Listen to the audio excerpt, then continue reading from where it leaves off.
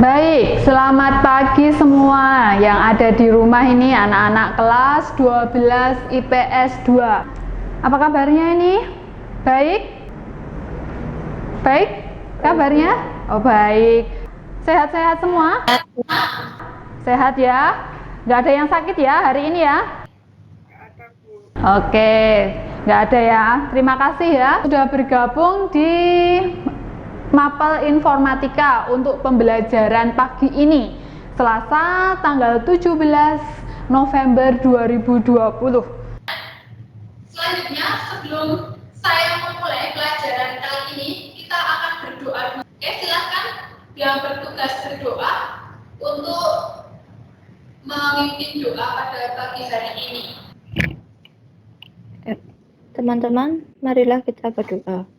Dalam nama Bapa, Putra, dan Roh Kudus. Amin. Tuhan, terima kasih atas berkat-Mu, sehingga pada hari ini kami diperbolehkan berkumpul kembali pada proses pembelajaran online ini. Kiranya Tuhan selalu menyertai kami dalam kegiatan pembelajaran, agar apa yang kami pelajari dapat berguna bagi perkembangan kami. Amin. Dalam nama Bapa, Putra, dan Roh Kudus. Amin. Oke, terima kasih Agnes. Saya akan sedikit motivasi buat kalian. Ini ada kata-kata motivasi dari Bu Arom. Karena Bu Arom nggak jago bahasa Inggris ya, saya bacakan bahasa Indonesianya saja. Di sini ya. Ini, kelemahan terbesarmu adalah ketika kamu menyerah. Dan kehebatan terbesarmu adalah ketika kamu mau mencoba sekali lagi. Jadi, jangan ada kata kalian merasa gagal. Silahkan, kalau kalian merasa gagal, silahkan mencoba untuk sekali lagi. Barangkali kita bisa belajar dari kegagalan yang sudah kita alami. Begitu untuk kalian yang ada di rumah. Selanjutnya, saya mau absen dulu ini. Siapa yang hari ini tidak datang? Tadi Bayu menyebutkan, Abel izin Bu. Ada yang tidak datang hari ini selain Abel? Nikita juga izin, Bu. Oh ya, Nikita juga izin. Ya, oke. Untuk absensinya saya download dulu ya. Ya, sudah bergabung di Meet ini, itu sebagai absensi kalian. Silahkan di-download, minta bantuannya Pak Usep untuk mendownloadkan absensi hari ini. Jadi ada 2 anak yang izin. Semoga mereka itu tetap sehat di rumah. Jadi izin untuk keperluan keluarga, bukan izin karena sakit. Itu harapan Bu Arom. Di sini kami, Bapak Ibu Guru, selalu mendoakan kalian supaya kalian di rumah itu selalu dalam keadaan sehat, teman-teman. Walaupun kalian belajar di rumah, tetap semangat dan tetap sehat selalu. Itu. Oke, selanjutnya kita akan mengingat-ingat nih materi yang sudah Ibu Arom jelaskan minggu lalu di pertemuan sebelumnya. Nah, pertemuan sebelumnya kita sudah mempelajari tentang apa? Oke, kita ingat-ingat ya materi minggu lalu dalam pertemuan sebelumnya. Di sini saya menuliskan mengingat materi minggu lalu, kita sudah belajar di bidang apa saja TIK itu dibutuhkan.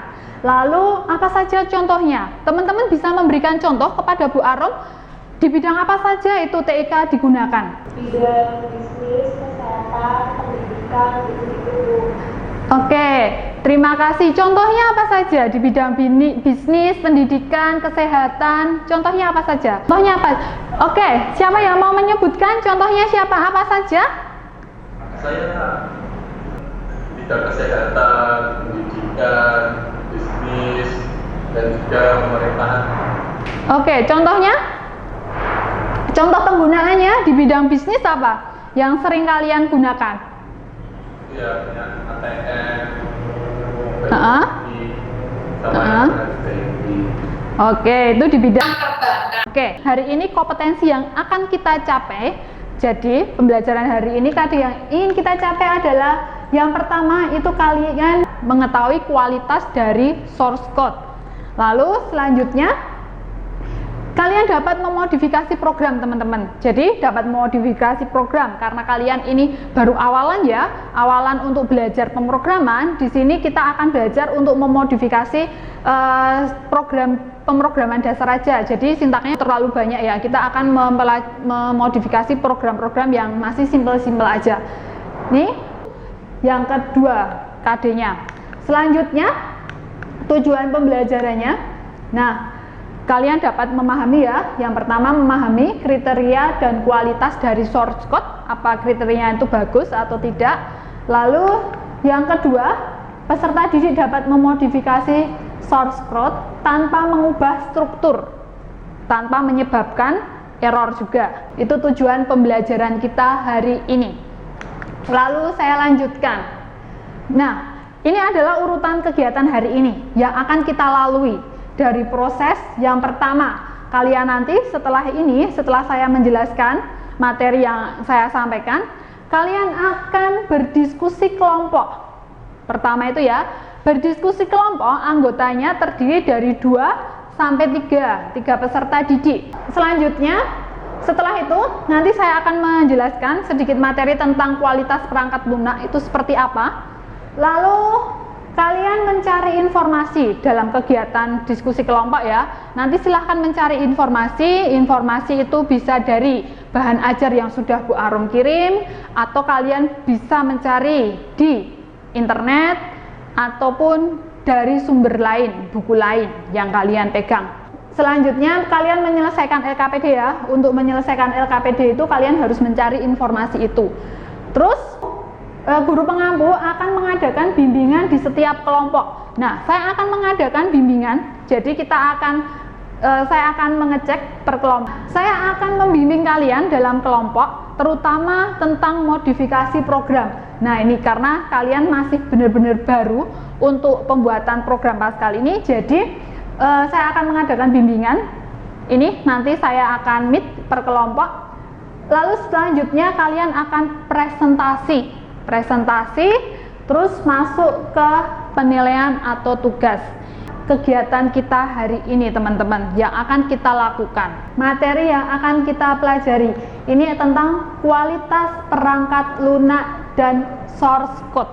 Nih, saya mau tanya nih, sebelum saya masuk ke materi, kalian tahu enggak apa yang dimaksud dengan perangkat lunak di situ ya? Aplikasi ya, Bu? Aplikasi, ya benar sekali, aplikasi. Yang namanya perangkat lunak itu biasanya kalian sebut dengan software ya, atau kalian lebih familiar dengan kata aplikasi. Sekarang ada kata source code teman-teman. Kira-kira source code itu apa? Ada yang tahu tidak? Bahasa pemrograman itu sintek programnya. Oke, benar sekali, semacam bahasa pemrograman atau sintak programnya. Oke, benar, kamu katakan. Nah, ini kita akan mempelajari tentang materi-materi yang akan kita pelajari. Sebelum kita masuk ke sini, supaya kita lebih mantep lagi ya memahami materi ini, sebelum saya masuk ke selanjutnya, Teresa itu kan menyebutkan perangkat lunak itu aplikasi, Bu. Tiap hari menggunakan HP? Iya, Bu. Nah, siapa yang tidak punya HP? Saya tanya sekarang. Di sini ada yang tidak punya HP? Ada yang Punya tidak semua, HP? Bu. Oke, pasti semua punya, saya yakin. Di dalam HP kalian, di sini kalau kalian buka HP-nya itu, pasti semua itu tercantum banyak sekali aplikasi. Sekarang saya mau tanya, aplikasi yang sering kalian gunakan apa teman-teman? WhatsApp. Apalagi selain WhatsApp? Instagram, Bu. Oh, Instagram ya. Oke, lainnya? Oh, Teams. Sekarang kita pakainya Teams ya. Saya yakin banyak sekali aplikasi yang kalian gunakan ya. Karena di dalam HP-mu itu pasti terinstall saya yakin lebih dari 20 aplikasi. Itu ya. Sekarang apa-apa sedikit install aplikasi, terutama games itu, untuk mengurangi rasa bosan kalian. Oke, lanjut. Materi yang akan kita pelajari itu tentang ini ya, pengembangan perangkat lunak. Pengembangan perangkat lunak, kualitas perangkat lunak, dan kriteria evaluasi perangkat lunak. Itu 3 materi yang akan kita pelajari. Oke, lanjut. Sekarang ini ya, saya mulai dari yang pertama, kualitas perangkat lunak. Sekarang saya mau tanya nih sama kalian. Pernahkah kalian mengalami sebuah aplikasi, saat menjalankan aplikasinya itu tiba-tiba berhenti atau hang? Pernah, Bu. Oke, pernah. Pasti pernah nih, apalagi kalau HP kalian, ini ya, HP kalian itu memorinya sudah penuh, pasti banyak sekali aplikasi yang tidak berjalan dengan sempurna, atau laptop kalian. Nah, ini contohnya beberapa ini ya, program berhenti. Ini ada Logitech Videocom, itu berhenti, not responding. Itu contohnya, kalau kalian menjalankan game, biasanya seperti ini, ada not responding. Terus di sini ada Windows System not responding. Nah, terus di sini ada Java stop working. Ini adalah salah satu contohnya sih. Kalau kalian menggunakan laptop, biasanya kejadiannya seperti ini. Kalau kalian menggunakan HP, biasanya HP-nya itu ngeblank atau nggak bisa bergerak. Itu biasanya seperti itu ya teman-teman. Pasti kalian sering mengalami itu. Kejadian yang Anda alami semacam itu menunjukkan salah satu indikator bahwa aplikasimu itu, atau mungkin bisa aplikasi, mungkin bisa device yang kamu gunakan itu dalam kondisi tidak baik. Pernah mengalami kejadian seperti itu, Del? Ada not responding seperti kan laptop kamu? Ya Bu, biasanya selain itu saya dapat manajer atau kontrol Del terus enter. Oh ya, baik. Kejadian-kejadian hang, kalau di laptop hang atau aplikasi berhenti itu disebabkan karena apa? Biasanya laptopnya nggak kuat, Bu. Banyak aplikasi yang Oke, biasanya laptopnya nggak kuat. Terlalu kecil Bu, cuma 1 GB. Oke, lagi? Satu lagi, apa? Memorinya penuh Bu, karena aplikasinya besar. Oke. Terima kasih Deborah ya, ada Deborah, Bayu, dan Jessica untuk pendapatnya. Selanjutnya ya, ini untuk pengembangan sekarang, pengembangan perangkat lunak ya, ada seperti ini langkah-langkahnya, ada 6 langkah pengembangan perangkat lunak. Dari proses yang pertama itu studi kelayaan. Jadi studi kelayaan itu berkaitan tentang begini, kita akan membangun perangkat lunak itu. Sebelum kita membangun, kita akan menyurvei dulu ya, kira-kira kalau saya membuat perangkat lunak seperti ini, misalnya di sekolah, bisa tidak, mendukung tidak fasilitasnya, misalnya gurunya mendukung tidak, kepala sekolahnya mendukung tidak, siswanya mendukung tidak. Itu studi kelayakan yang pertama. Lalu yang kedua, itu kita mengadakan analisa dulu. Sudah nih, kita mau membangun aplikasi di sekolah. Setelah itu, kita akan menganalisa aplikasi yang mau dibangun apa. Contohnya pembagian rapot online, karena sekarang era pandemi, kita akan membagikan rapot online. Jadi mengurangi interaksi supaya kalian tidak perlu datang ke sekolah untuk mengambil rapot. Jadi kita menganalisa dulu, analisa kebutuhannya apa. Kalian tidak perlu lagi datang ke sekolah untuk mengambil rapot. Itu kalau rapot online itu nanti siapa yang menggunakan, itu masuk analisa kebutuhan. Yang menggunakan itu pasti para siswa. Bisa melihat apa dari fasilitas e-rapot, itu bisa melihat apa. Itu semacam itu, ada analisis kebutuhan. Tahap yang ketiga, kita masuk ke desain sekarang. Desain itu kita menggambar dari semua kebutuhan, dari analisa yang sudah kita kumpulkan tadi, kita gambar. Ini didesain. Tampilannya seperti apa, itu didesain dulu, masuk ke tahap desain. Setelah masuk ke tahap desain, masuk ke tahap coding dan unit testing. Coding itu berarti kalian membangun programnya itu, jadi membuat program dari awal, dari sintak program tadi ya, source code tadi ya. Dari source code itu kamu bangun menggunakan bahasa pemrograman apa, seperti itu. Selanjutnya di sini ada integrasi atau sistem testing. Kalau programnya sudah dibangun, sudah jadi, kita biasanya testing, ada bugnya tidak, ada errornya tidak, sudah sesuai belum sama kebutuhan kita. Itu seperti itu testing. Terus yang terakhir, sistemnya sudah jadi, sudah dipakai, sudah tidak ada error. di sini masih ada maintenance, teman-teman. Maintenance itu berarti sistem sudah bisa digunakan, nanti mungkin ada perbaikan atau pengembangan, itu masuk ke bagian maintenance. Oke, saya lanjutkan. Yang kedua sekarang. Yang kedua itu berkaitan dengan kualitas perangkat lunak.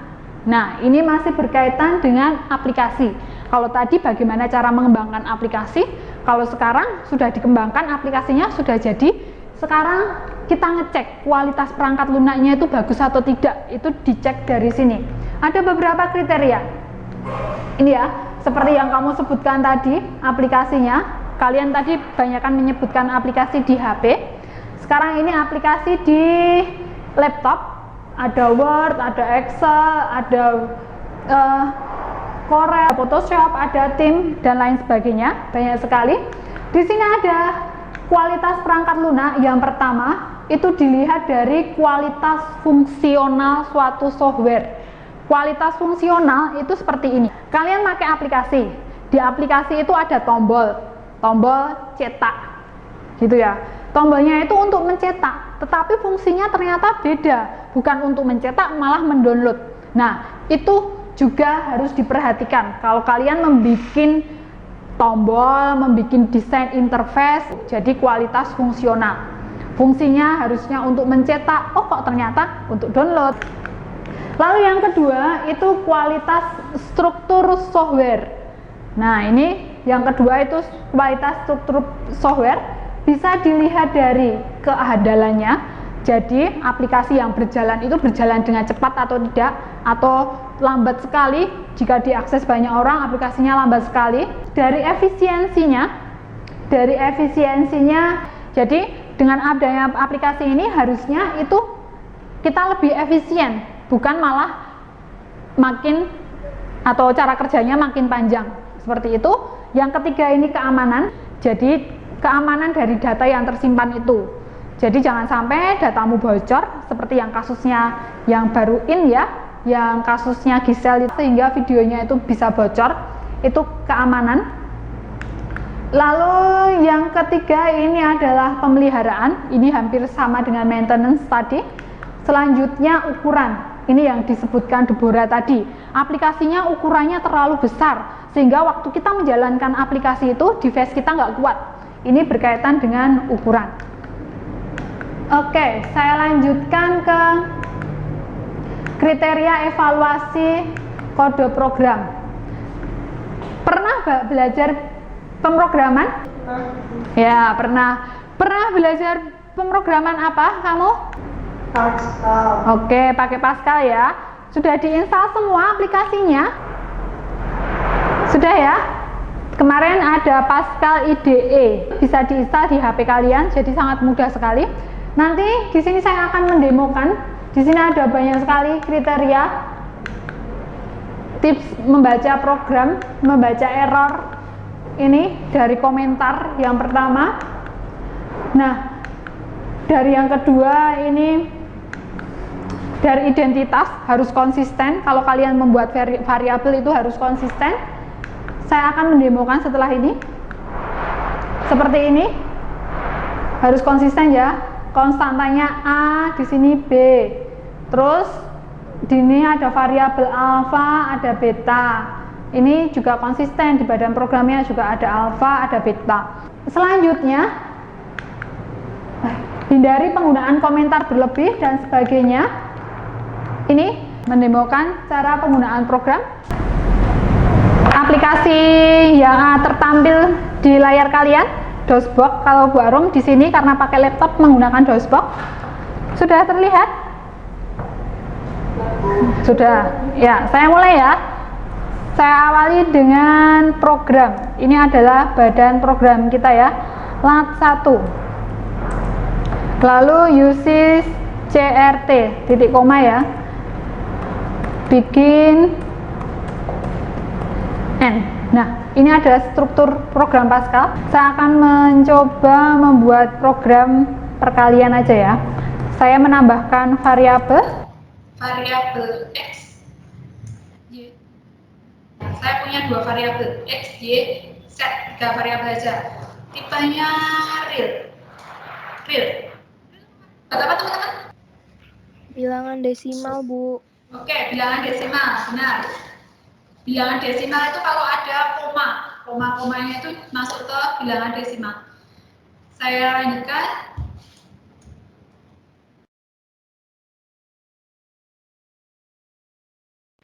Ini ya, masuk ke input ya. Nilai X sama dengan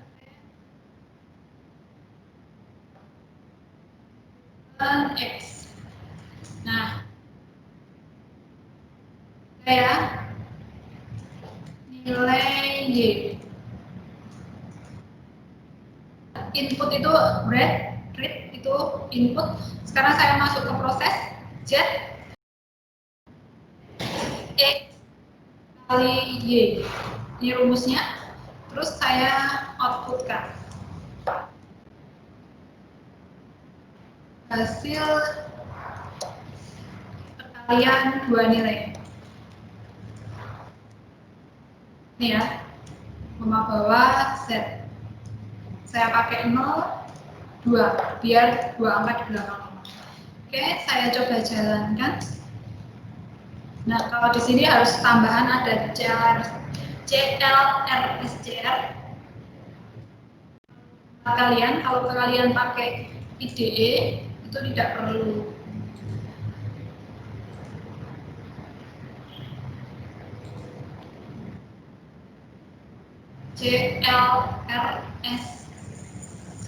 SCR.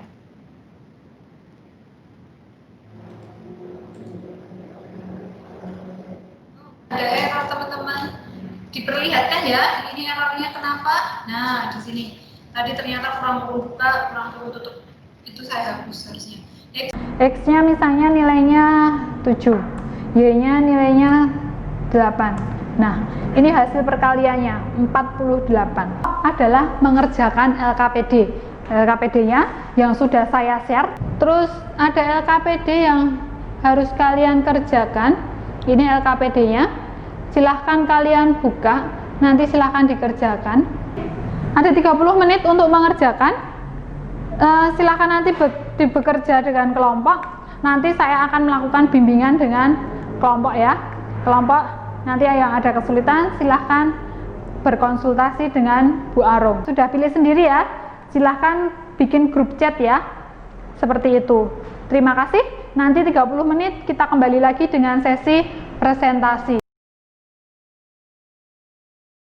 Gimana? Kelompok 1 ada kesulitan untuk LKPD-nya? Ada kesulitan? Semua. Nah, gimana dia? Semua, Bu, kata Odel. Paham semua. Jangan semua dong, di sini kita diskusi dulu. Kalian kesulitan nomor berapa nih? Oh, 345 kata Yudit, 345. Ya, nomor 345 ya. Nomor 345 saya bukakan dulu. Oke, nomor 1, 2 ada kesulitan ya. Mulai nomor 3 ya. 3 yang panjang ya. Iya, Bu. Ya. Oke, nomor 3 yang panjang. Kira kalian menemukan kesalahannya tidak di nomor 3? Sudah tahu kesalahannya di mana saja? Banyak, Bu. Bingung Banyak. jadinya. Oke. Saya share ya. Nah ini, mungkin kalian kesulitan di program yang kedua ya. Nah, di sini kira-kira baris yang kedua kurang apa? Kurang apa? Coba dibandingkan dengan program segitiga. Baris keduanya kurang apa? Uses CRT. Oke, benar sekali. Uses CRT. Uses CRT. Terus kita bandingkan lagi. Sama-sama ya. var sama. Ini ada variabel kategori, kelas, string, harga, login. Oke, lanjut mulai bikin. Nah, ini coba nih dilihat. Masukkan program, ada petik ya. Kurang tutup enggak? Petiknya harus 1. Harusnya petiknya berapa? Dibuka, harus ditutup. Berarti di sini. Oke? Masih bisa dipahami? Lalu ini ada read. Read berarti dalamnya kategori. Masuk ke variabelnya apa yang dituju. Karena di sini kategori, masuk sini. Konsisten ya. Terus di sini masukkan kelas. Pemasukan kelas ada petiknya, read, fungsinya read. Berarti ini harusnya apa? Harusnya apa teman-teman? Bukan read. Ini kita write ya. Menuliskan write. Nah ini akhir perintah apa? Berapa? Titik koma. Lanjut di sini ini benar. Nggak apa-apa, sepertinya nggak apa-apa. Harga. Penulisan rumus kalau dibiasakan kalian sama dengan di sini ada titik 2 sama dengan ini. Oke, sekarang harga. Ada variabel harga? Saya tanya. Ada? Ada? Di deklarasi variabel ada? Ada. Nah, sekarang di sini di output di sini harga tiket sama dengan petik koma bawah ada H. Ada variabel H? Enggak. Harusnya apa? Kita pengen munculin harganya berapa? Harusnya apa? Bukan H. Tapi apa? Kan? Ini yang dinamakan konsisten. Konsisten ya. Di atas kamu tulisnya harga, di sini harganya kamu kasih berapa? Di sini bukan H, tapi juga harga. Jadi konsisten. Di sini akan ngambil nilainya dari ini. Itu penjelasannya. Terima kasih untuk kelompok 1. Cukup? Oke. Ada kesulitan enggak untuk pengerjaan LKPD? Yang mau bertanya? Enggak. Lancar? Ada yang mau saya pertanyakan, Bu. Oh ya, Tere. Wah, saya mau bertanya tentang nomor 5. Nomor 5. Oh ya, nomor 5 itu kan program terstruktur ya. Jadi if bersama. Ada if lagi, seperti itu ya. Nah, kita akan mencoba untuk modifikasi program itu. Di program nomor 5 ada berapa variabel, teman-teman? Ada 6 variabel, Bu. Oke, 6 variabel. Oke, terima kasih. Terima kasih kelompok 7.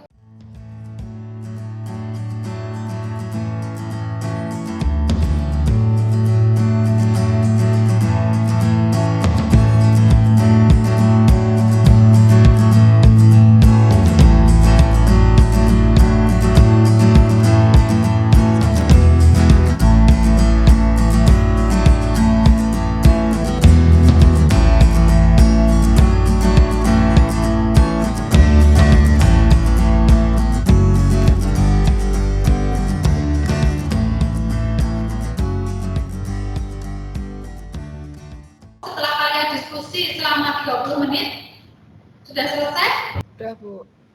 Oke, sudah ya. Kita akan mendengarkan presentasi dari beberapa kelompok. Silahkan yang mau mempresentasikan nomor 1. Nomor 1, jawaban dari kelompok 7 itu langkah apa yang harus dilakukan. Itu pertama membagi tahap-tahap pembuatan program dari tahap awal sampai tahap akhir. Yang kedua, melakukan pembagian kerja sesuai kemampuan masing-masing anggota tim. Ketiga, menyunting dan mengoreksi bagian-bagian yang telah dikerjakan oleh masing-masing anggota tim.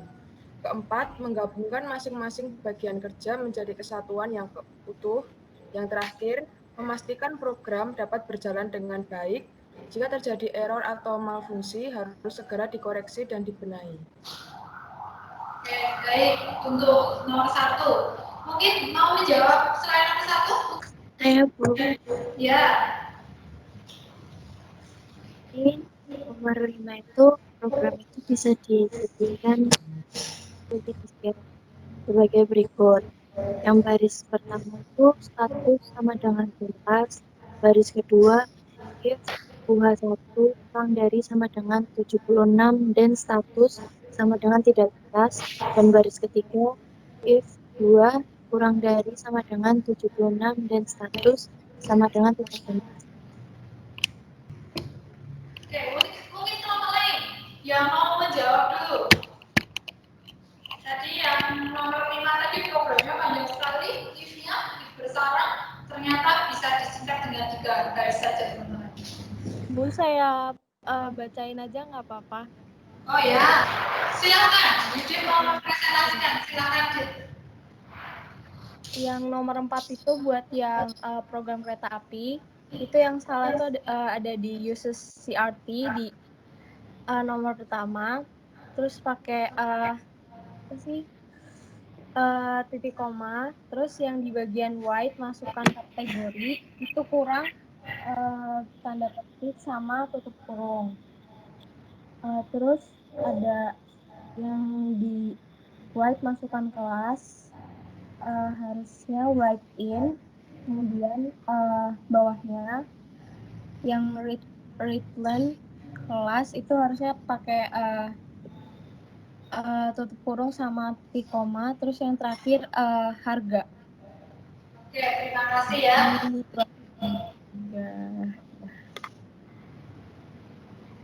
Sudah? Oke, terima kasih teman-teman yang sudah mempresentasikan ya hasil LKPD-nya. Sekarang untuk mengevaluasi kegiatan pembelajaran hari ini, saya ada quiznya, silahkan dikerjakan.